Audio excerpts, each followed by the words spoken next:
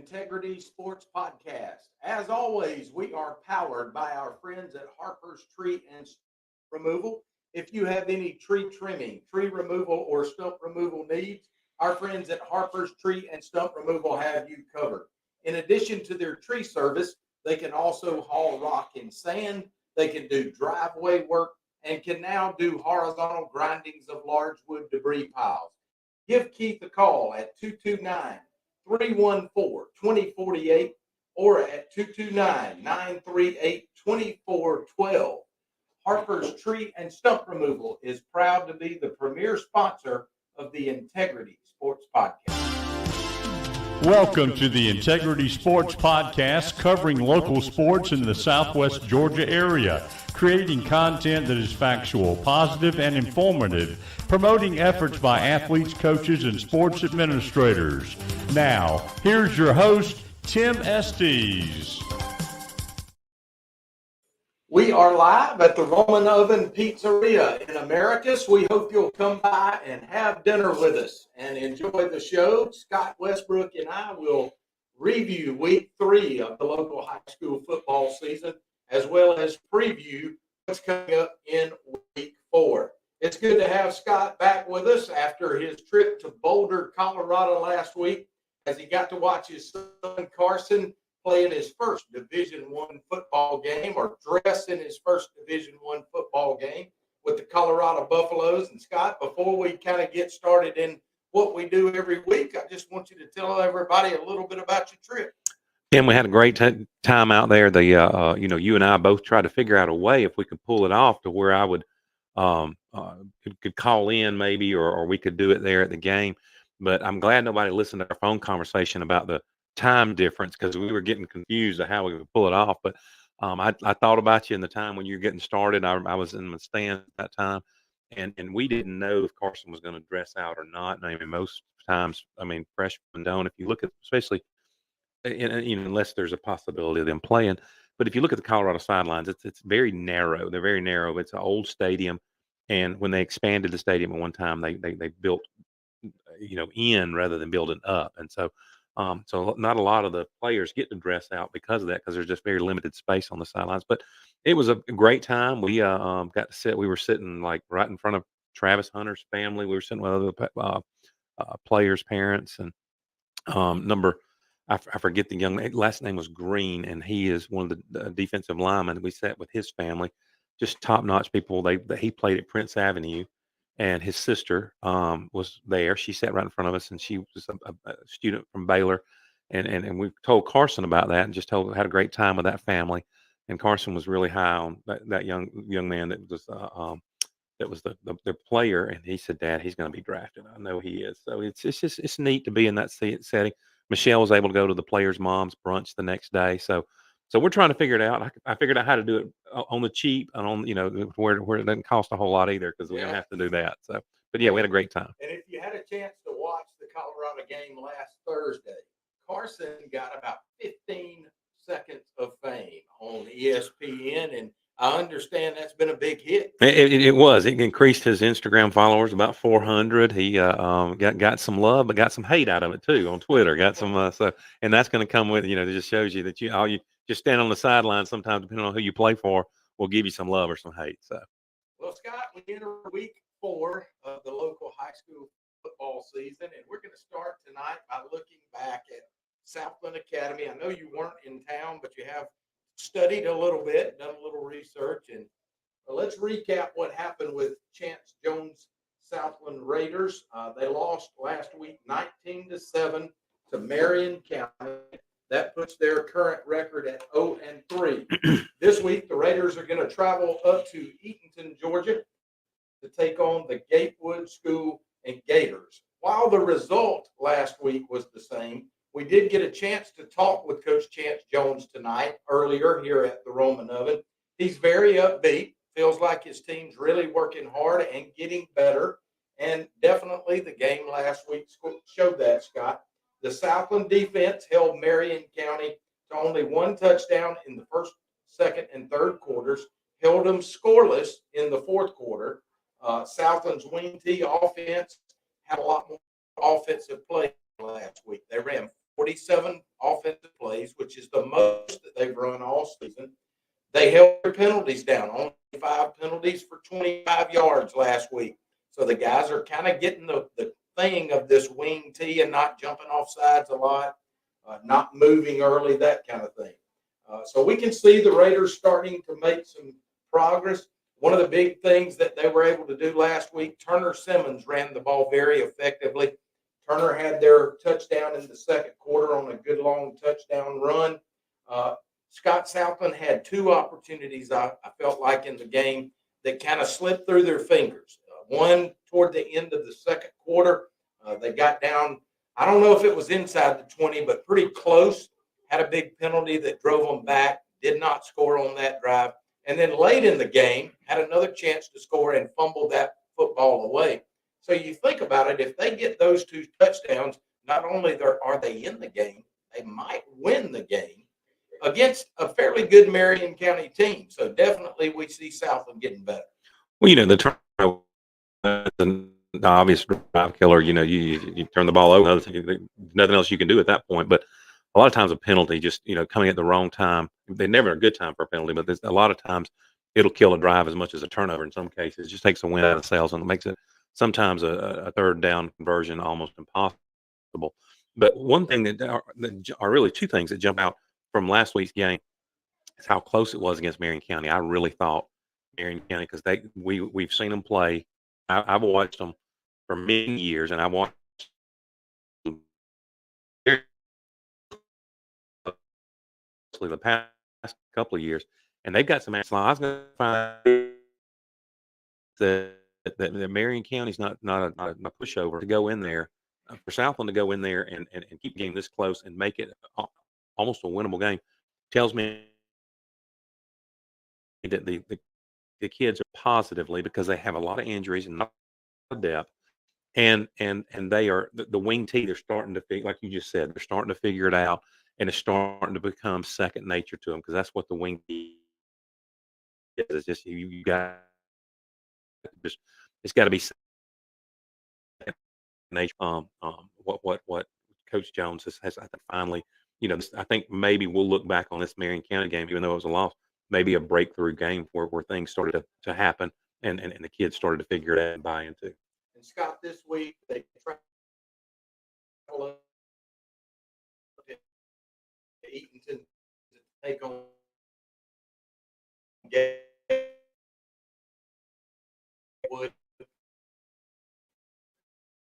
If you're part of Raider Nation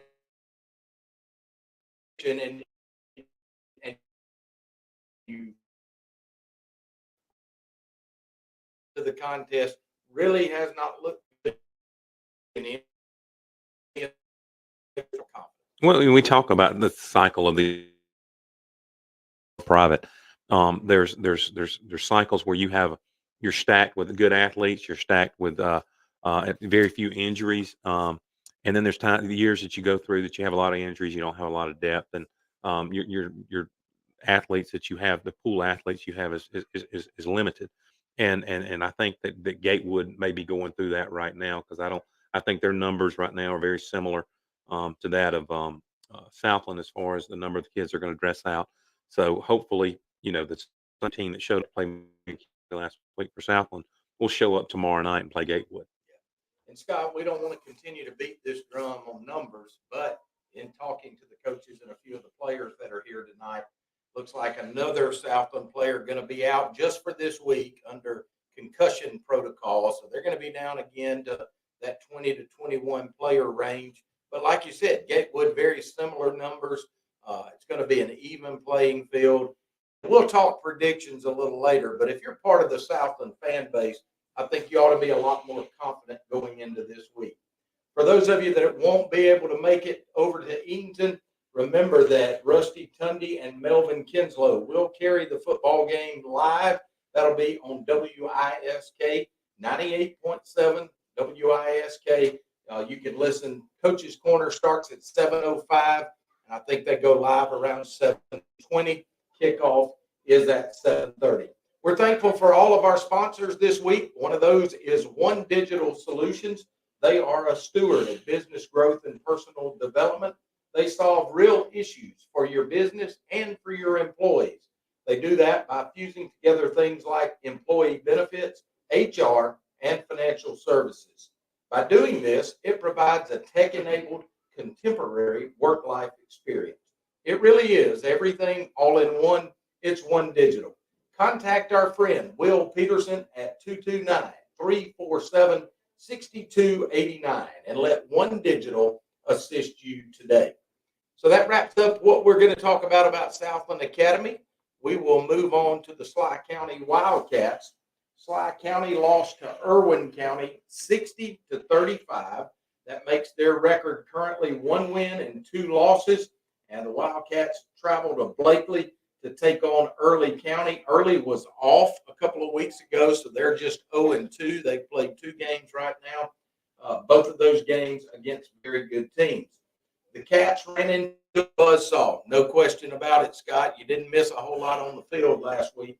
Casey Soliday brought the Irwin County Indians to Ellaville, and there's no good way to spin it. Irwin County is one of the top 2 teams in Class A Division II, and they showed every bit of it on Friday night.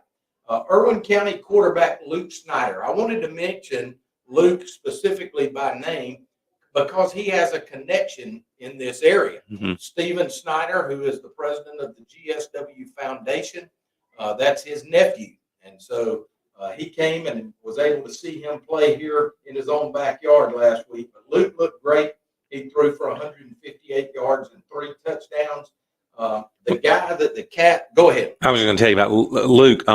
We saw him at some football camps went to with Carson, and his brother. I mean, his father is one of the coaches at Irwin County, and of course, the Snyder family has got a lot of GSW connections. A lot of them played baseball here and everything. And I knew Luke Snyder from last year. I knew this was going to be his breakout year. This is his senior year. He's a good-looking, tall kid. He doesn't make a lot of mistakes. He's well coached. He's a smart kid. All of these, despite who his uncle is, I mean, he's a pretty good ball player, and he's a good leader. So I look for Irwin County to go pretty deep this year. So, I didn't realize it was going to be such a defensive battle last week with that 60-35 score, but I knew that the quarterback, if Snyder came in healthy, he was going to be tough to overcome. He had something pretty neat, too. I found this out after the game, Scott. Several players around the state of Georgia, I think it's about 140 players around the state, are wearing these vests under their uniforms, Mm-hmm. and it measures their weight before they play and their weight after their play, how many steps they take during a game, and what is your maximum miles per hour that you ran. Yeah. Not against us, but the game before that, Luke had a run where he ran 21 miles per hour. That's huge. Let me tell you what. They're called catapult, and they look like sports bras. That's what they look like. I mean, let's just be honest. And the first time I saw them, I thought, what are these dudes wearing sports bras? And of course, it was at a football camp, and they put one on Carson when we went to Marist last year, and he wore it the whole time. The coaches wanted to see what he was doing out there, and because he registered some pretty good speeds also. That's when he got his first D1 offer. I mean, as soon as that camp was over and they said goodbye, one of the coaches pulled him to the side. And because of that, all the data that they got from that catapult just affirmed what they had seen on film. And it was a kid that they wanted. So, when you wear one of those things, you got more than eyeballs on you. You got just data points. They've got everything in the world that they want. And I'm going to tell you what, the starters, I was watching a lot of times with Colorado this year, during the especially the full scholarship guys. They were wearing those every day at practice, and those coaches want to know who's working hard and who's not. And that right there, and just one push of the button tells them what it is. So. 21 miles per hour, according to Luke's grandfather that I talked to after the game, is currently the fourth best time in the whole state, regardless of classification. Yes. That's good. It really is. Luke, really a fast kid back there at quarterback. The guy that we had no answer for last week was the running back, Shane Marshall. Shane had an incredible night. He ran the ball 16 times for 180 yards and 4 touchdowns. Sly County's Zayden Walker did catch several passes out of the backfield. He had 61 yards receiving last week. 4 Wildcats had 6 or more carries. So we got a lot more folks touching the football, carrying the football. Amir Nelson, Jaden Figueroa, and Jeremiah Johnson combined for 163 yards on the ground. So we moved the ball very good against a very good defensive team.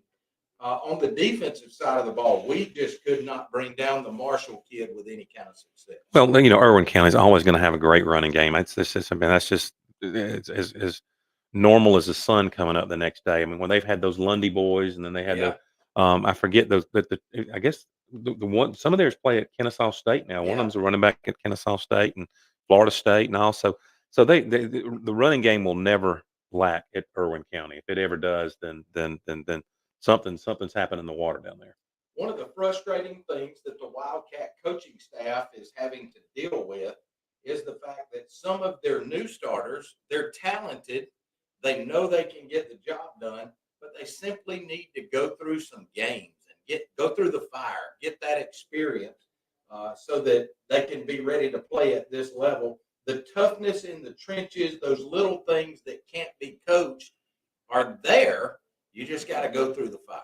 Well, in Irwin County, like I said, they're one of the top 5 teams, maybe the top 3 teams, in my opinion, probably the top team in our classification right now.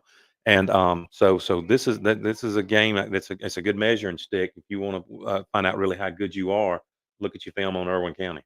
Slot County will travel to Irwin County. That's our Early County. That's down in Blakely, Georgia. We hope you'll be able to make the trek down there. If you can't make the game, this game will be broadcast on 94.7 WDEC. I'll be with Tim Peavy tomorrow night. Scott Westbrook will join us in the booth to be our spotter, and the Wildcat broadcast team will be on site in Early County. The weather not looking good, Scott, right now, a 90% chance of rain. Well, let me tell you something. Anything we can do to slow down that running back that Early County has, if it'll come a monsoon and put him in knee-deep mud, that may not be a bad thing. That's right. Today's program also brought to you by Marty McDonald State Farm Insurance. Marty is located at 925 Martin Luther King Jr. Boulevard. Go by and see Marty, Mary Lynn, or any of their fine staff, and let them discuss your insurance needs. Or you can give them a call at 928-3686. They can perform the discount double check. That helps you to receive all of the savings that are available to you. Thanks again to Marty McDonald for sponsoring this segment of the Integrity Sports Podcast. And like a good neighbor, State Farm is there. That brings us to the hot team in the area, the Sumter County Panthers.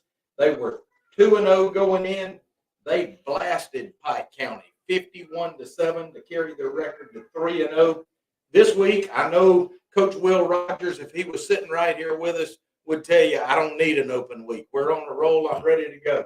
But the Panthers are open before hosting the Kendrick Cherokees on September 13th. Scott, these Panthers are something else. They are, and they're getting ready to start in that Columbus part of their schedule.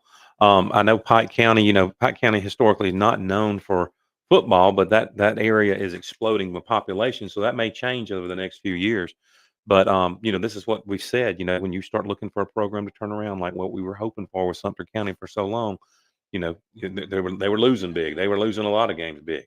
They started losing by a narrow margin, then they started winning by a narrow margin, and now they're winning by a big margin. So this is the momentum. This is what you look for as the test on a high school football team or a college football team to see if the program is turning around, and it is right now with Sumter County. And like I said, they're going to start with their Columbus region next week, right? And they're region with all those Columbus teams. So I know that they're anxious to get involved in that game.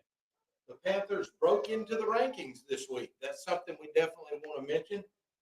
I don't know how many years it's been since the Panthers were ranked. I know they had those glory years, 99, 2000, 2001. But the Panthers in this week's current poll are ranked number 7. So congratulations to Coach Rogers and all the Panthers on that. A.J. Kearse had a great game this past week. You and I like that kid. Mm-hmm. We've talked about him for 2 years now. He had 74 yards rushing last week. Ishmael Jones, their quarterback, ended the night with 81 yards passing. Sumter County's defense has just been lights out all year long. They only allowed 7 total points in the last 8 quarters of football. Wow, that's a great statistic to have, and really, get your defense fired up and get them rolling. I can remember when Sly County had such a strong defensive start. I think it was 2 years ago. They went like for the first 4 games with nobody scoring on them. So that's a good, when your defense is playing like that, it makes it a lot easier on your offense. The linebacking core, probably the strength of this team as they filled in gaps all night long. Here's what I want to talk about, Scott. This team, they've got a lot of promise. Their next 4 games are extremely winnable. If you look at who their opponent is on paper, really should not face a challenge over the next 4 weeks. And that will get them to October the 17th when they'll face off against Carver. Mm-hmm. That would put the Panthers at 7-0 at that point. If they can be 7-0, Carver's probably going to be 7-0 or 6-1, and sets up a real battle for the region championship. Well, I know the coaches want to just take one game at a time, and but it's our nature for us to be looking ahead at the schedule and seeing what's going on. But yeah, I feel quite sure Sumter County is going to be in that seat in October 17th, undefeated. And you talk about the first time being ranked. I did an appraisal this week, and I went in the old barn. They had an old barn on the property, and on the wall of that old barn was an America's High School State Championship license plate, I think from like 1965. Wow. It was right there. I mean, it looked still pristine. I think it was probably put up there and hadn't moved since, and it still. I bet Kellett Wade would pay you big money. Well, I tell you, I can't say where it is, but I know that I can put the 2 folks in each other's put them together and see if they can negotiate a price on it. That's right. The Panthers this week are going to be open, Scott. When you've got an open week and you're on a roll, as a coach, if you're in Will Rogers' shoes, what do you do for an open week? You don't want to lose the momentum. You want to keep the kids out of trouble on a Friday night. I mean, that's something that you worry about with these high school kids. I mean, I hate to, bring this up, but Pike County, they beat them last week. Pike County, just a night or 2 afterwards, one of their star players died in a car wreck. Really? Yes. And so, so you just, I mean, where they are on Friday nights when the football game's going on, that. But after the game and then Saturday nights, you just worry yourself sick about them, and you just want them to, just keep their nose clean and stay out of trouble, and not get in any dangerous situations. And I mean, because right now these Sumter County football players are king of the world right now, and so they're going in restaurants and maybe not having to buy their food and all. So you want them to make sure that they keep that momentum and stay out of any kind of dangerous situations, because that can happen with any high school. But on a off night, it's you don't have them, and you don't have control of where they are and all that kind of stuff. So hopefully the coaches will talk to them tomorrow after practice and tell them, say, be real careful, don't do anything crazy, just because I mean, anytime there's an off night in the middle of the season like that, I worry about every single team when we do that.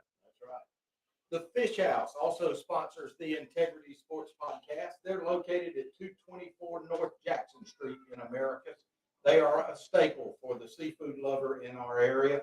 Whether it's fresh fish, shrimp, or oysters in their seafood center, or a hot meal and a cold drink at the Fish House restaurant next door. Owner Mark Tyler and his staff want to provide you a delicious meal tonight. Go by and see them today or give them a call. Their number is 924-5177. The Fish House, proud to sponsor the Integrity Sports Podcast. So you know what's going on with all 3 of our local area teams that we cover each week.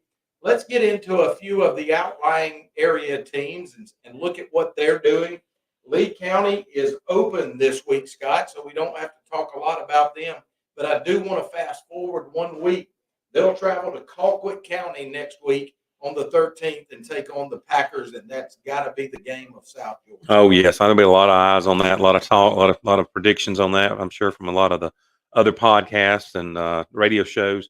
So I'm sure that Coach Fabrizio will be has already started preparing for that game, and will continue to tomorrow at practice and all week. So that's a big. They circled that game as soon as the schedule was made. Absolutely. Taylor County, the Vikings travel to Milledgeville. They'll take on GMC, the High School of Georgia Military College. GMC comes into that game 0-3. What do you think? Taylor lost last week to Wheeler County. I think a lot of people were surprised at that. I was one that was surprised at that loss. But Taylor, when you sit there and got still relatively new coach and all that kind of stuff going on. I mean, the kids are responding positively and things are going great. The talent Taylor County has this season is going to really surprise you when you see it. They've got two receivers, or really one's a tight end receiver that definitely D1 quality. So they're opening up that passing game a little bit more. So I mean, I feel quite certain Taylor County is going to beat Milledgeville, especially if they play the same way they played the first game of the season against Monticello or Jasper County. But they gotta shake off last week's loss and move forward and get a win in here. I'm going to another big game this week as they host the Manchester Blue Devils. I think Manchester is going to cakewalk this one. I think so. I think a couple weeks ago, and they let me down, so I'm going to go with this one. I don't know another single A team, Division II in the state, that's had the schedule that Macon County's had up front. They've already played Bowden, got fucked up a little bit by Bowden. Manchester probably I think I'm going to have to go with you and say Manchester. It's easy to pick going in, Scott, but after last week's performance by both of these teams, not quite sure. I'm kind of interested to hear what you've got to say. I think Miller County, like you said, they last week they played Clinch, and it was a tight game. And I really thought Clinch would win that 4 or 5 touchdowns. Right. Marion County might have got caught last week, looking towards this week, and so if they don't win this week, then I imagine they're going to be doing some running around and doing some sprints and all that kind of stuff. But I'm going to go with Miller County this week. Miller County, after the way they played against a very good Clinch team, and Marion being down as they were last week, I think I'm going to have to agree with you and go with Miller County. That brings us to prediction time for our 3 local schools. The first one, Scott, Southland Academy and Gatewood. Let me start this one. Go. Talking to Coach Jones tonight here at Roman Oven. Love the positivity that he's bringing. I don't think he doesn't have to be fake with me, and you got to keep young men encouraged. But I think his enthusiasm is real. I think he saw some good things last week that's got him pumped up for this game. Gatewood with very similar numbers. I'm going to say Southland gets their first win of the year this week. I agree with that, and I'm just hoping the Southland fans come out to this one and make it to where a lot of the young men who are in the stands who should be playing football want to be out there. I mean, this is a game that they need to come out there and they need to see how much fun they can have with their classmates, the ones they've grown up with. And I'm going to go with the W on Southland this week too. And we really only have one more game since Sumter County is open this week. Sly County travels to Early County. Scott? Early County, Sly County played them twice last year.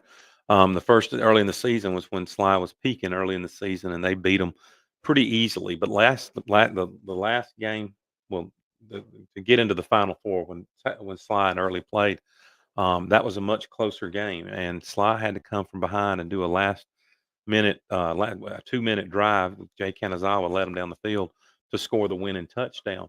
And I have watched that drive probably at least 30 or 40 times, since that happened. And a lot of times I look in the stands and look at the people standing on the fence line, and you've never seen a bunch of deflated fans when the touchdown that put Sly ahead last year, and the fans just deflated. Don't think they don't remember that butt hurt. That's right. I mean, they're going to be ready tomorrow night, and they're going to be looking for a pound of flesh. Even though the teams are different, the players are different.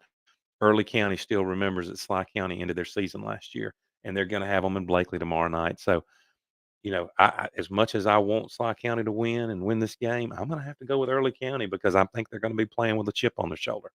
Early County comes into the contest at 0-2. Mm-hmm. They lost their first game to Westover. Mm-hmm. Westover is not usually considered a football power.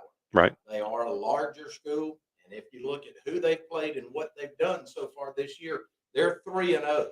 So Early County's a good football team that got beat by a good football team. Mm-hmm. They also have played LaGrange. Yeah. LaGrange, a much larger school. They beat Early County pretty good. But again, they played two good football teams. And I'm glad you mentioned that about last year's playoff game. The fans, the coaches, any players that are remaining, that had to be just deflating. I think they're going to come into this game at their home place ready to prove something. I'm going to have to eat crow from last week. I picked Sly County to win last week over a very good Irwin team. When you look at the numbers and you know the history, it makes a difference this week. And Scott, I got to agree with you. I hope the Cats prove me wrong, but going in, I think Early's going to win this one. I think Early's got the motivation right now, unless Sly somehow finds some sort of mojo between here and Blakely and decides that this is a game they're not going to lose. They're going to have to play a very motivated Early County team tomorrow night. That's it for tonight. We want to thank you for making the Integrity Sports Podcast a part of your weekly routine. Make plans to be with us next Thursday. Have dinner with us. Watch the show. We want to especially thank all of our sponsors: Harper's Tree and Stump Removal, One Digital Solutions, the Fish House Restaurant, and Marty McDonald State Farm Insurance. Please like and share this video on whatever platform you're watching on. Here's one thing I want you to do for me this week, Scott. We had over 5,000 views on this program this week. Thanks to Zach Blackerby at Locked On Auburn, who shared this with many of his fans. We got a lot more views this week. We get 2,000 to 2,500 views each week. That's views. We need you, whatever platform that you're watching on, switch over to YouTube, log into your YouTube account, and just hit the subscribe button. We're at about 500 subscribers right now. We need to get to that 1,000 mark to make a difference in this show. We can do many more things if we can ever reach that 1,000 plateau, and you can help us. Tim, what would you do if we got to 1,000? I don't know. Would you shave your head? I'm not going to go that far. I tell you what, if you can get me to 1,000, we'll have two of the prettiest little 2-year-old girls making No, we're going to have that regardless. We are available on Facebook, on X, which is formerly Twitter. We also put things on several other social media platforms and podcasts. If you're a part of LinkedIn, we're getting a lot of views on our LinkedIn platform. So thank you for that. Also want to say thank you to all the folks out at the Colorado Buffaloes football facility that are starting to watch us each week. That's a lot of fun knowing we've got those Division I football players watching us. And thank you for being a part of this. It's been a lot of fun. Go out to the ballpark tomorrow night and support your local high school team. For my friend Scott Westbrook, I'm Tim Estes. Thanks for watching. So long, everybody.